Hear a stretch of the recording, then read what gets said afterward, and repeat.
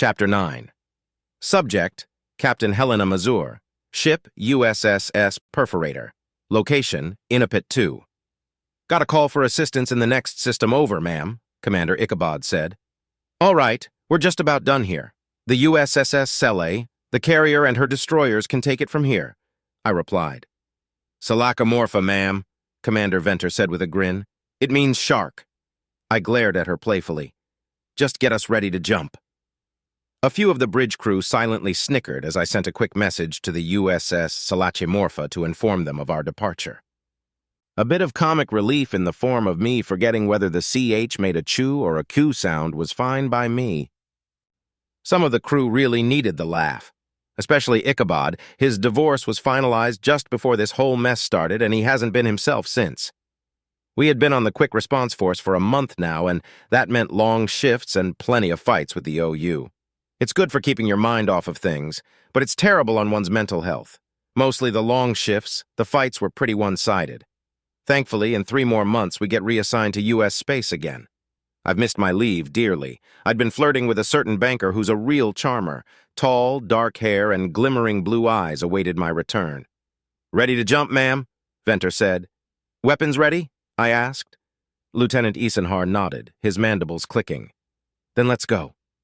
One of my favorite things about being on a battleship is how little you notice the transition to warp. Barely even get a tingle.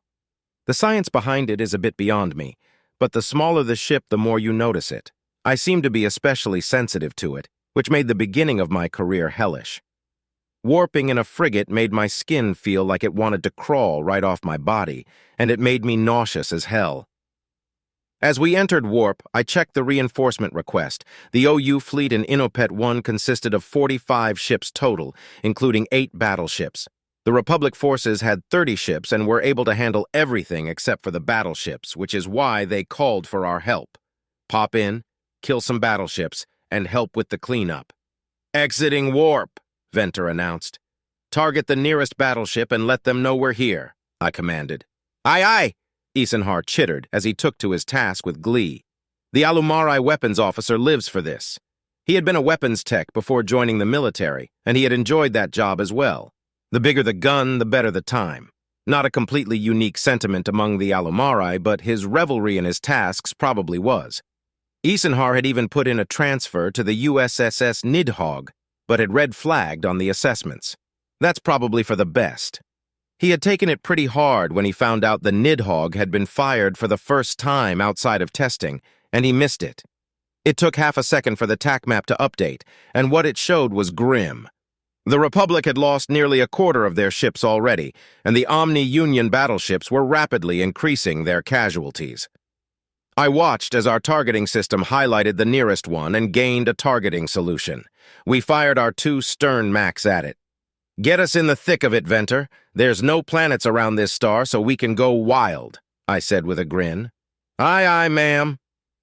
We entered and exited warp much closer to the OU ships just as our projectiles rendered the first OU battleship inoperable by splitting it in thirds. I grinned as all the ships in the system seemed to lose track of what they had been doing. The sudden appearance of one of the deadliest ships in the galaxy tends to have that effect. Get us into a starboard spin and fire at will, I ordered. Death roll, aye, aye, Captain, Eisenhower practically screamed with joy. Unlike frigates, destroyers, and even carriers, a battleship was built for the sole purpose of housing as many powerful weapons as physically possible. Weapons that were designed to destroy every type of ship that you could run into in a standard battle. Unfortunately for the OU, this includes other U.S. battleships, which have much better armor and shielding than their battleships do. Our magnetic acceleration cannons, lasers, chain guns, and missile launchers all began firing at once, decimating target after target. I condescendingly shook my head at the TAC map while watching enemy indicators disappear rapidly. After 20 seconds, there weren't any OU battleships left. After 1 minute, there weren't any OU left. 45 OU ships destroyed by a single U.S. battleship. No, 43. Looks like the Republic ships weren't sitting on their hands after all. All targets destroyed, ma'am, Eisenhower reported with a mixture of satisfaction and sadness. Excellent. Level us out and prepare to regroup. Ma'am, communication from FleetCom, Ichabod interrupted me. Fuck's sake, I cursed under my breath as I opened it. From FleetCom to QRF. Immediate aid required in PNURM 3. All available ships to gather at rendezvous point for coordinated strike. USSS Yopanapu commanding. Enemy strength est. Unknown. Friendly strength est. 1,500 vessels. Unknown enemy strength and 1,500 Republic ships need a bailout? Talk about a red flag. Either they were too lazy to count the enemy, or there are too many enemies to count. Probably the latter. To distract myself from these gloomy thoughts, I opened the information on PNURM 3. There are 3 planets and one's habitable. It's not inhabited, but SOP says we'll need clear firing solutions to engage the big guns regardless. This might be a tough one, so I want our shields and weapons fully charged and loaded, I said. Yes, ma'am. The usual. Coming right up, Eisenhower said with an exaggerated sigh. The FTLD, too. If we're not in a good firing position when we jump in, we'll need to reposition fast. Once everything's fully charged, go ahead and make the jump. Aye, ma'am, Venter said. The Omni Union had stepped up their game on this side of space ever since they decided to give Saul a break. As a result, our QRF was stretched thin trying to bolster Republic forces. So thin that oftentimes we were operating without the presence of other U.S. ships. It made me wonder just how many of us would be able to make the rendezvous. Jumping now, Venter announced. The jump was short and uneventful. I caught Venter checking on me. She followed me through the ranks and is probably the only crew member other than the doctor in medbay who knows about my warp sensitivity. I grinned to ease her concerns as we exited warp. Admiral's on the horn, ma'am, Ichabod informed me. That was quick. Put them through, I replied as I stood. It's not like they can tell if I'm standing or not, but it makes me feel more confident to do so. The comms gave their usual beep to let me know the line was live. Captain Helena Mazur of the USSS Perforator reporting as ordered, I said. Good on you, Captain. Rear Admiral Newsom here. Form up and wait for further orders, a heavy Austricana accent said over the comms.